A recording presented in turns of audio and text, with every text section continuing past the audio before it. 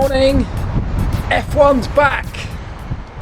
So today we get to see cars on track inside a competitive environment for the first time in 2018. Today the covers are all off, the cars have to go out the garages where we can all get a proper good look at them and not only see what they've done in a technical sense, but see how they perform to some extent.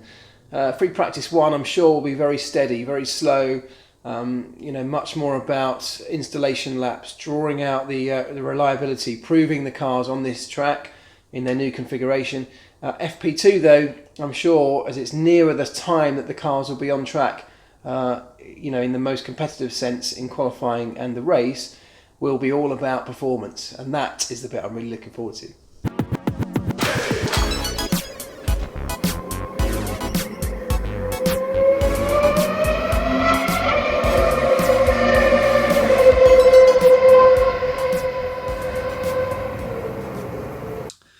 Saturday morning here, qualifying day, and Friday. I didn't get much time to do much with the vlog yesterday. A long, busy day for us, but really interesting day at the track. First of all, in terms of what the teams are doing and who's quick, who's not. Mercedes were obviously quick. We knew that was going to be the case. They were quick. They topped the timesheets with Lewis at least. But what was fascinating was how close Red Bull were to Mercedes. Very, very close is the answer. And then when you look into the times and certainly the long run data, the race pace, which were the longer runs they did on the Friday afternoon on high fuel, so extended runs on the same tyre as each other, you start to be able to really compare who's got genuine pace, what their genuine pace is, as opposed to what we've seen from testing and from the odd lap here and there.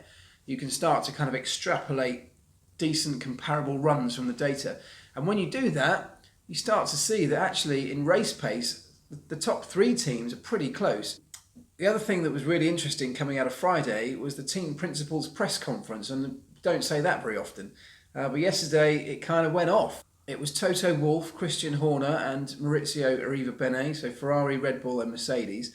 And the discussion about the FIA safety delegate, Laurent Mekies, moving to Ferrari after that gentleman's agreement that I told you about in a meeting 6 months ago, where they all agreed that no member of the FIA or FOM, Formula One, should move to a team with anything less than 12 months gardening leave. And all of a sudden, a few weeks later, Ferrari have employed the assistant race director and safety delegate on a very, very short period of gardening leave. 3 months, I think he'd be starting at the team. And the teams are all, Christian Horner particularly, was up in arms about this. He thought it was disgraceful that they sit around a meeting table having these discussions, coming up with an agreement, knowing now that the discussions that Ferrari were having with Laurent Mekies must have already been taking place as this meeting was being discussed amongst the teams. And yet, whilst Ferrari was sitting there saying, yeah, absolutely, we should be pushing for longer periods of gardening leave, at the same time, they were discussing, presumably, and arranging for the hire of Laurent Mekies. And of course, the new rules, the new regulations for 2021, which are all being discussed right now. This is a crucial and critical period of time for Formula One to sort of sort out its future. The teams are clearly not going to agree on any of those things. They all have completely different agendas. They all have different things that they want out of the next Concord agreement. And Christian Horner's sitting there saying, well, the teams are never going to agree. We all want different things. So the FIA and FOM have to sit down and say, right, this is what we're doing in 2021, and then hand it out to the teams and say, if you want to sign up, come on, here, sign on the dotted line. If not, walk away. I don't know whether FOM and Liberty, the commercial rights holder, and the FIA will be strong enough to do that, but we'll have to wait and see. But this is a story that's going to really rumble on and on. We think there may be a draft proposal of those 2021 regs being presented to the teams very soon, maybe even as early as Bahrain. And I think it's going to go off. So a really interesting time in the sport in Formula One. Anyway, on a more personal note, we had a good day yesterday. Went out for a lovely dinner last night, but just got back so late. The jet lag is such a difficult thing to overcome here. I was so tired that I couldn't do anything with the vlog when I got back last night.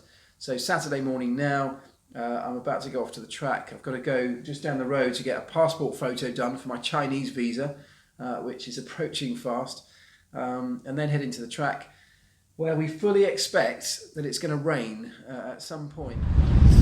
Right, qualifying is done. There we go. Yeah, a good day from our side. Lewis, of course, on pole, a stonking lap when he turned it up for that final Q3 lap. I mean, nobody was going to get close to that. That was just incredible. But the encouraging news is that everyone else, i.e. the 2 Ferraris and possibly the 2 Red Bulls, are pretty close when it comes to race pace. And what's going to be really interesting is to see the 2 Red Bulls who start on the super soft tyre as opposed to everyone else on the ultra soft. So a different strategy in the race. It's going to be interesting to see how they go, tomorrow afternoon, because being on that different tyre strategy, because they haven't got the outright speed, they're down in the speed traps pretty significantly with that Red Bull and the Renault power unit, but the car has pace in it. So if they can get on a differing strategy to the guys up front, there is a very real possibility they could play a serious role in this race. They could put themselves in a position to potentially mix it at the front in the final stages. Ferrari's also looking pretty good, pretty close. The top 3 teams, Ferrari, Red Bull and Mercedes, very, very closely matched when it comes to race pace. Behind that, a big gap, and I mean a big gap to everyone else. The surprise, perhaps, of the day, Haas.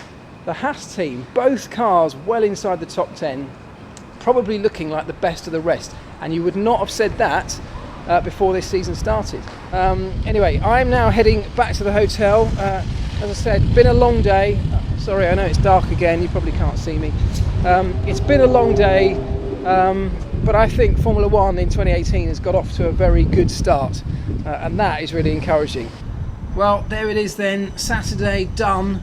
The grid is all shaped up for tomorrow. Barring any further grid penalties, of course, that could well happen overnight. One of those potentially being Valtteri Bottas after that massive shunt. And what a big mistake for him. Not just a mistake because that ruined his qualifying, and with potential gearbox penalties, potentially even a power unit penalty, he may well start from the pit lane tomorrow. So that could, that hampers his race, obviously. But even bigger than that, this is a huge year for Valtteri Bottas. He has got to prove his worth of that seat, one of the top seats in Formula 1, if not the top seat. And this is a year where he has to prove to everybody that he is worthy. And unfortunately, on day 1, when it really mattered, he made a mistake, a very costly mistake. He will be ruining that tonight for sure. I am so excited for this race tomorrow. We've been waiting so long, haven't we?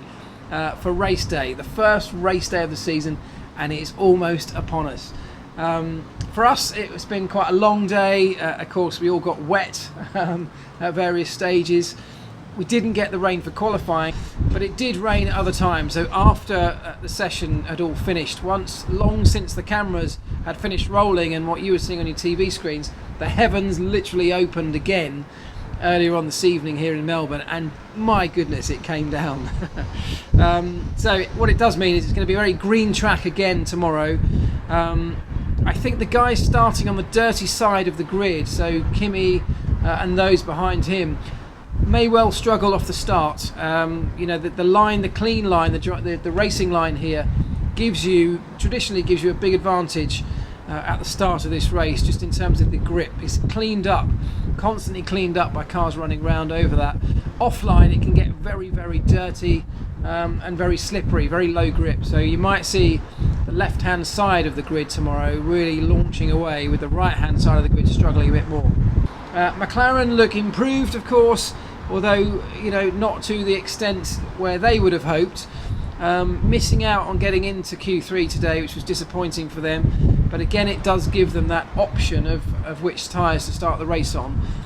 So it's quite feasible that you might see, assuming it can get to the end of the race, that McLaren mixing it in the upper end of the top 10 towards the end, if they can make the alternate strategy, a bit like Red Bull, work for them over the course of the afternoon. Lots to be excited about for F1 in 2018. We kind of worried that it might be an absolute walk in the park for Mercedes. I'm not convinced it's going to be. If Lewis can get away, of course, off the start well, build himself a lead, I still think that he is absolutely the favourite for the race. But I don't think that we're looking at a season, certainly an early part of the season, where Mercedes will just walk every single round. I think there are others close enough, particularly in race pace, to really mix it, and that's great to see. Right, I've got to go and dry out. There's bits of me are still soaking wet.